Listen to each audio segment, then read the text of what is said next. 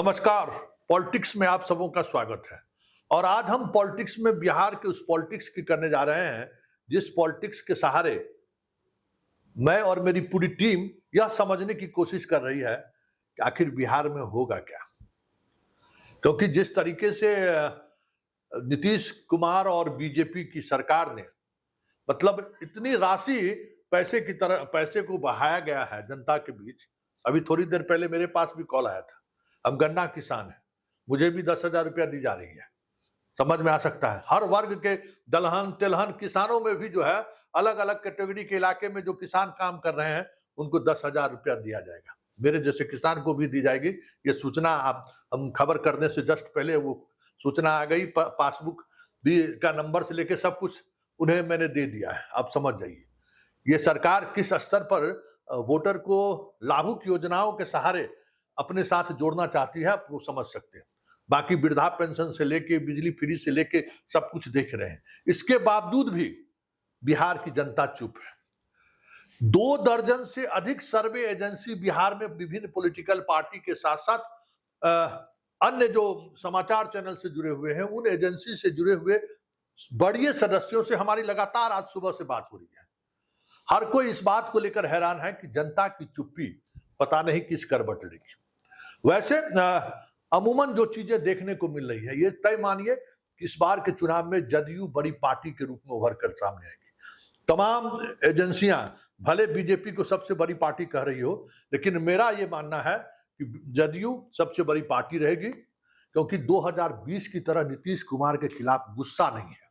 पूरे बिहार के किसी भी इलाके में चले जाइए, उनके बीमार होने की वजह से चर्चा में ये बात जरूर है कि नीतीश कुमार अब पहले जैसे नहीं, उनको अब छोड़ देना चाहिए, अब उम्र हुआ।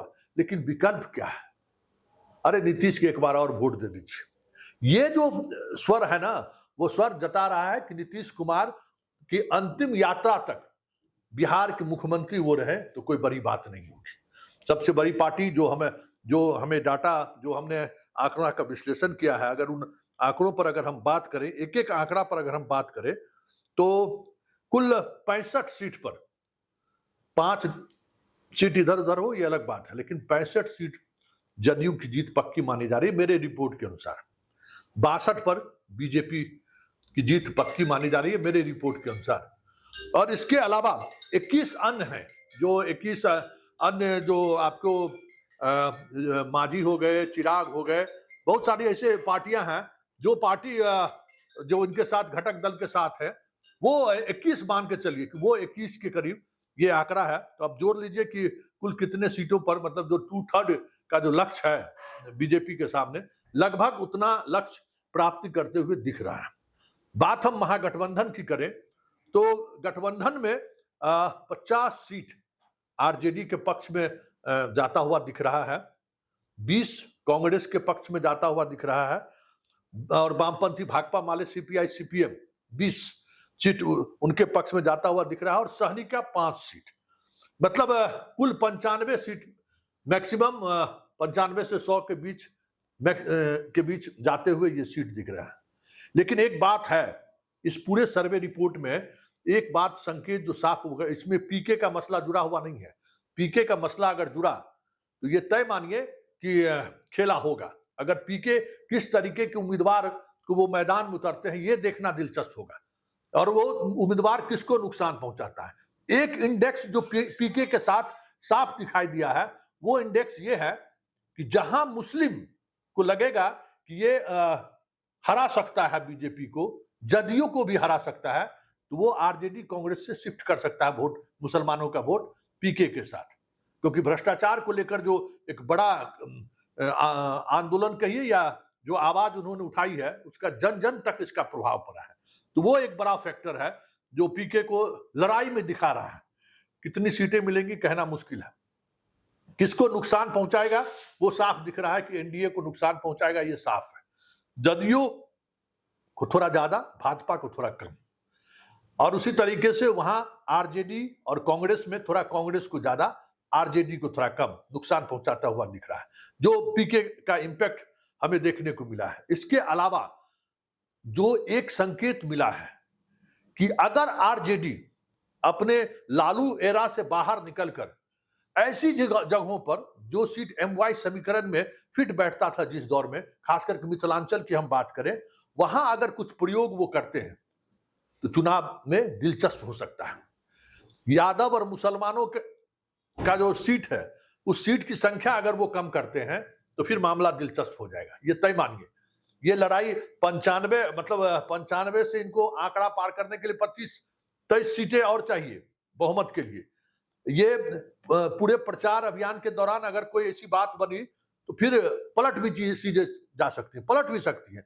लेकिन एक बात जो सबसे ज्यादा महत्वपूर्ण है, जिस पर हमें नजर रखने की जरूरत है, वो ये है कि कांग्रेस जिस तरीके से वोट यात्रा की सफलता के साथ लोगों के अंदर एक उम्मीद जगाई है, और खास करके कि हम राजद के नेताओं को अभी भी मुख्यमंत्री नहीं मान रहे हैं, तो ऐसे वोटर जो युवा वोटर है वो कांग्रेस के प्रति जरूर आकर्षित हुआ है, और वो सब कुछ वो वोटर शिफ्ट करने की स्थिति में है अगर तेजस्वी का वो एग्रेशन, जो यादव और मुसलमानों का जो एग्रेशन है, और ये लगता है कि फिर से जंगल राज की वापसी आ जाएगी, उसको अगर कमतर करने में या उस नैरेटिव को कमजोर करने में सीट शेयरिंग के दौरान अगर उम्मीदवारों के चयन में अगर सावधानी बरती गई राजद कांग्रेस के द्वारा, तो ये तय मानिए कि बिहार में चुनाव बहुत ही दिलचस्प हो जाएगा। ये हार जीत का वोटिंग परसेंटेज का अंतर बहुत कम अंतर है, ऐसा नहीं है कि एक तरफा चुनाव हो रहा है। एक तरफा चुनाव इसलिए दिख रहा है कि जो पुराने उम्मीदवार हैं, ये सारी गणना जो पुराने उम्मीदवार आरजेडी के हैं, कांग्रेस के हैं, उसके आधार पर ये गणना है। 2024 के लोकसभा चुनाव में क्या परफॉर्मेंस रहा है, 36 विधानसभा क्षेत्र में आरजेडी आगे रहा है, 12 में कांग्रेस और भाकपा माले रही है, एक सीट पर सीपीआई और एक सीट पर वीआईपी आगे रहा है। और 2020 में आगे क्यों था, चिराग फैक्टर क्या था, ये तमाम आंकड़ों के पर ये आधारित ये सर्वेक्षण रिपोर्ट है कि भाई ये क्या हो सकता है बिहार में।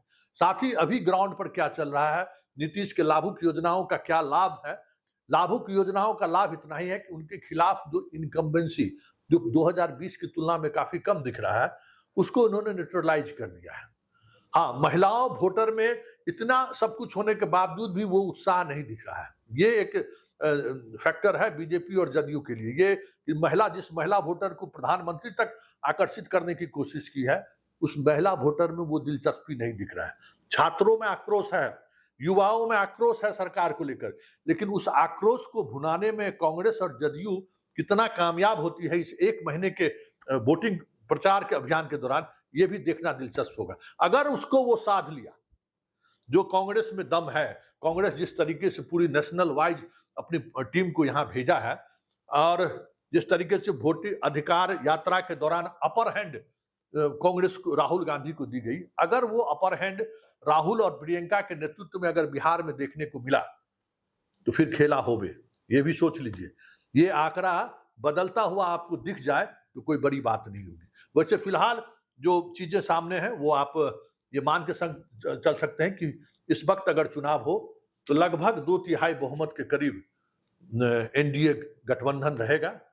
लेकिन एक महीने के दौरान, क्योंकि न नीतीश में कोई आकर्षण बचा है, न मोदी में कोई आकर्षण है, और बिहार में न बीजेपी का कोई ऐसा लीडरशिप है जो 5000 आदमी भी वोटर को जुटा ले वो भाषण सुनने के लिए। ये भी समझ लीजिए, मतलब दोनों तरफ जो है ना एक अजीब तरीके का निराशा वाली स्थिति है। ऐसे में अगर कम बैक करने की बात अगर सोची जाए तो कांग्रेस, भाकपा माले और आरजेडी तीनों अगर संयुक्त रूप से उस तरीके से एक फोर्स के रूप में काम करे जैसे वोटर अधिकार यात्रा के दौरान किया है, तो फिर चुनाव की पूरी तस्वीर बदलते हुए दिख जाए तो कोई बड़ी बात नहीं।